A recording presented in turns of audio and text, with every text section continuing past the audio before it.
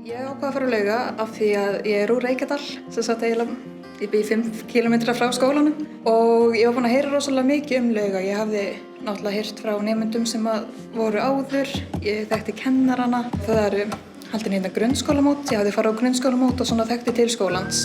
Á fyrsta árinu mínu ákvað ég að fara heimavist, átti mitt byggi bara 5 kílómetrum frá.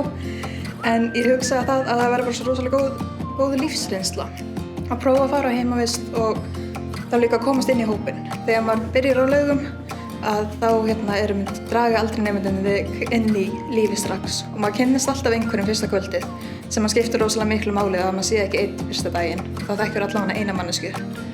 Ég á rosalega góðan vinahóp frá Laugum og höldum alveg mjög góðu sambandi. Við hittumst reglulega hérna fyrir sunnan. Maður fer aldrei þannig séð alveg. Maður á alltaf einhverja vini eftir þetta. Þessi 3 ár á Laugum styrktu mig mjög mikið, bæði mitt námslega og andlega. Eitt sinn Laugamaður á allt Laugamaður. Ég er ótrúlega ánægð að hafa farið inn á skóla og ég hugsa alltaf mjög hlýtt tilbaka.